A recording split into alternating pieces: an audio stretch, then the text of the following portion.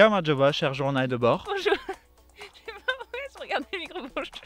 Cette semaine, nous commençons fort avec la visite d'un château, le château de Rabati. C'est un château qui est flambant neuf et qui date du 9e siècle. Ça n'a pas de sens. Pour te faire vite fait l'historique de cette forteresse, elle a été construite par la dynastie des Jacquelis. Jackie, mon ami. Les Jacquelis qui se sont donc convertis à l'islam à partir du 16e siècle, car ils faisaient partie de l'Empire ottoman. Ils y construisent donc une mosquée et en font donc le centre pachlik, là où vivent les pachas. En fait, un pacha, on le savait pas, mais c'est simplement un gouverneur de province de l'Empire ottoman. Il est dit que pendant des siècles, il y avait 40 canons pour protéger cette enceinte, et qu'ils étaient tellement collés les uns contre les autres qu'ils ont eu l'idée de créer des merguez. Il dit qu'il voit pas le rapport. Par la suite, le fort fut pris par les Russes en 1828. Cette bataille opposa 9000 Russes face à 30 000 Ottomans. Je ne sais pas si ça vous rappelle un peu la bataille de Didgori, qu'on avait parlé dans un autre JDB il y a quelques semaines. Bon, je vais éviter de taquiner les Ottomans, donc les Turcs aujourd'hui, sur les différentes batailles qu'ils ont perdues dans l'histoire en surnombre, parce que vu la relation franco-turque, qui est aussi froide qu'une féministe extrémiste avec les cheveux bleus, mais quand même. Ça fait beaucoup là, non? T'aimes bien t'attirer les amis. Oui. C'est important d'être entouré d'amis, je trouve. On n'y pense jamais assez.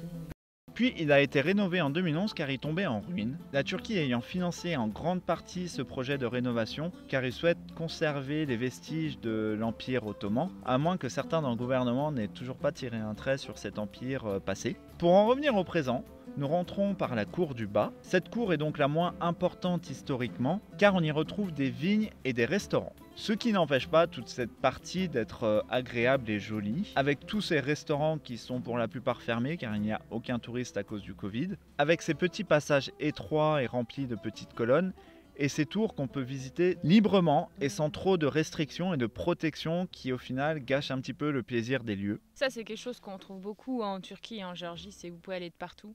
Il y a l'avantage que du coup vous êtes libre et le désavantage c'est qu'il y en a qui dégradent. Donc à vous de bien vous comporter. Puis nous montons les escaliers qui séparent les gros du pacha. Et là, c'est encore plus beau.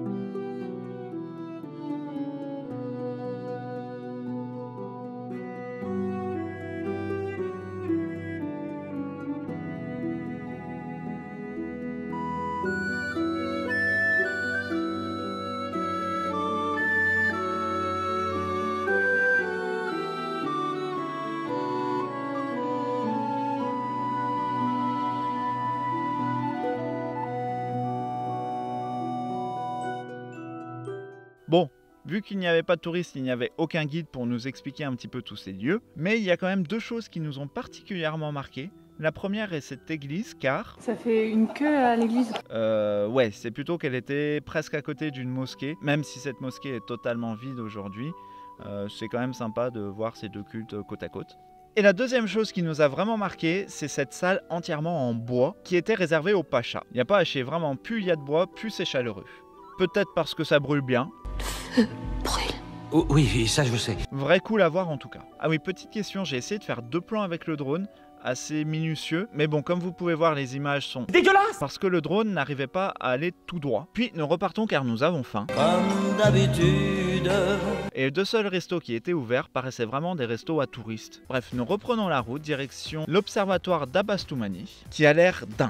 Un immense dôme avec une immense lunette dans un immense bâtiment soviétique. En chemin, nous traversons le village d'Abastoumani justement, et nous voyons plein de bâtiments de l'ex-URSS abandonnés sur les bords. Mais bon, on n'a pas le temps de s'arrêter car la nuit arrive et nous devons atteindre l'observatoire avant la nuit. Donc on se tape une 50aine de virages en épingle pour atteindre cet observatoire, avec un lascar qui ne fait que déconner. Puis on arrive enfin. Sophie va donc voir le gardien pour demander si on peut filmer, etc. Ouais, parce que dès que c'est un homme, c'est moi qui y vais. Et quand c'est une fille, c'est Nicolas, parce qu'on est très stratège. Et là, catastrophe. Je pense vraiment que Sophie n'était pas habillée au goût du gardien. Ils nous refusent totalement l'accès pour cause de Corona. Voilà pour illustrer comment j'étais dans le véhicule en voyant ça. Et voilà, je suis très désappointé! Bref, cette bière nous fait vraiment de plus en plus chier. Du coup, le lendemain, nous décidons de visiter le village.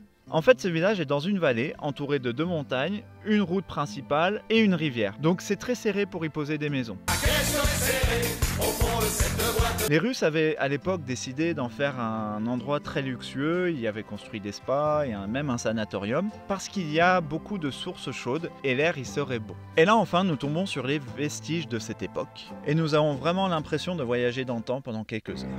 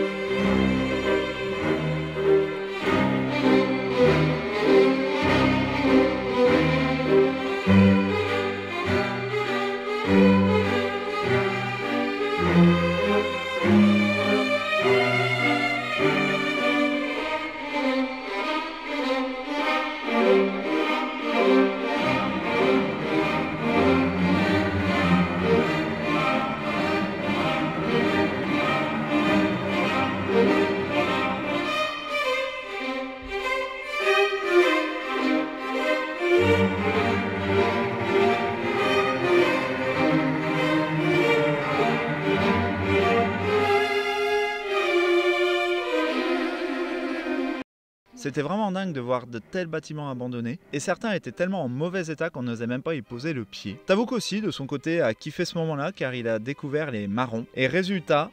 C'est drôle. Et par opposition totale, à d'autres endroits, ils ont déjà rénové des maisons. Et franchement, c'est très très beau aussi. Bon, la plupart sont totalement vides à l'intérieur, mais de l'extérieur, c'est beau. Allez, visite terminée, direction le nord et Kutaïsi.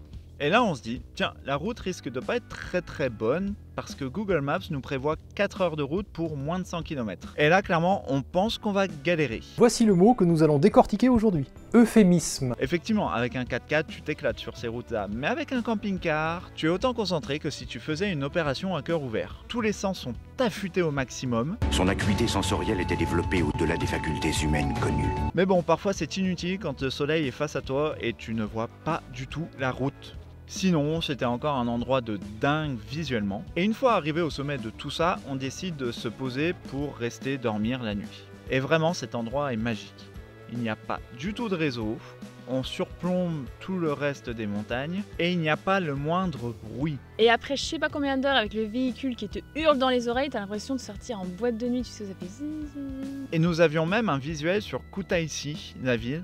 Et clairement, quand tu regardes la carte de la Géorgie, c'est vraiment pas à côté. On peut dire que c'est à l'opposé nord de la Géorgie. Bref, au final, séance musique, image, parce que c'est beau tout ça au final.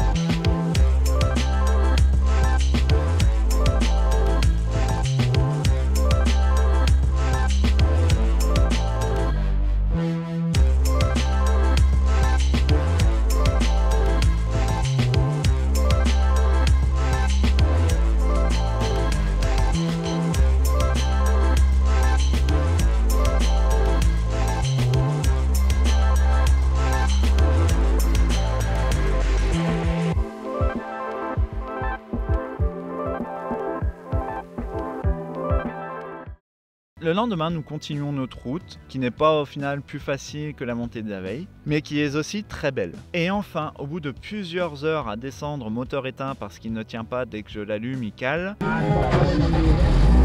nous retrouvons une route goudronnée. C'était Sairmi. Un gigantesque spa machin truc là, mais sans vouloir offenser quiconque, ça ressemblait surtout à un truc de trou du cul riche qui veut se la péter en disant Je suis désolé, là, je suis dans mon spa à Saïrmé, là. Je peux pas te parler. Non mais pour expliquer en fait pourquoi Nicolas dit ça. Donc déjà on passe d'une route dégueulasse à une route parfaite et puis en fait ça faisait vraiment genre des immenses immeubles où les gens viennent s'entasser et ils s'entassent tous dans la même piscine spa. Et ils payent ça super cher et en fait on voit pas l'intérêt parce que bah t'es entassé avec plein de gens. Je vois pas le délire quoi. Si t'as de l'argent bah va dans un truc où t'es tranquille quoi. Enfin, bref, c'est une autre culture. Donc nous voici de retour à notre source d'eau naturelle dans la nature et si tu nous suis depuis un petit moment, tu connais déjà cet endroit donc on va pas le représenter une énième fois. Et voilà, c'est fini pour cette semaine. Le mot de la fin cette fois-ci. Je me suis évanouie. Je me suis évanouie. Voilà, c'est pour que je m'en souvienne. Voilà, non, le vrai mot de la fin, c'est en réaction à certaines réactions du mot de la fin de la semaine dernière. C'est compliqué, t'as suivi? Donc je tenais juste à éclaircir un point. Nous ne sommes pas une chaîne de voyage à proprement dit, comme beaucoup peuvent l'entendre en ce moment sur YouTube. C'est-à-dire qu'on ne va pas montrer des gentils gens à l'autre bout du monde parce que ce monde est rempli de gentils gens, parce que ce monde est gentil. Mais on va quand même parler d'actualité, de politique, de société. En fait, notre rêve est un peu de faire du journalisme. Donc on essaye petit à petit d'en faire. Déjà avec le reportage sur l'Irak, je sais pas si tu l'as vu parce qu'il est quand même bien caché par YouTube. Si jamais, je mettrai le lien là dans la description. Et aussi, nous nous autorisons à rigoler de tout, sur tous les sujets, parce que nous sommes d'avis que quelqu'un qui ne peut pas rigoler d'un sujet, c'est quelqu'un qui a un problème avec ce sujet. Ou alors c'est un autre problème, c'est-à-dire que par exemple, si ton chien vient à mourir parce qu'il est étouffé avec une banane, et que quelqu'un vient te faire une blague d'un chien qui s'étouffe avec une banane, effectivement, là il y a l'émotionnel qui entre en jeu, et effectivement, c'est pas très bien placé.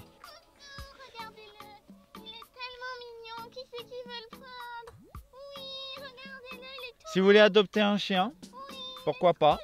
Il est vraiment adorable, mais il est abandonné et clairement, il va pas survivre longtemps et nous, on peut pas avoir de chien. Il aime que les croquettes. Comparé à ta route qui n'aime pas les croquettes. Vous pouvez lui donner le nom que vous voulez, il a pas de nom. On appelle le marron. Est-ce que c'est raciste? Bah, sûrement. Ah ouais, peut-être. Raciste. Je suis jaloux, c'est moi le chien de la bande. Oui, ok. Ah, t'es trempé. Bon, on vous dit à la semaine prochaine. Juste un petit mot, on a créé un Discord. Bon, on l'annonce pas encore vraiment grossièrement parce qu'il est encore un petit peu en phase de test. Donc si tu veux quand même le rejoindre, le lien est en description. On l'annoncera vraiment la semaine prochaine.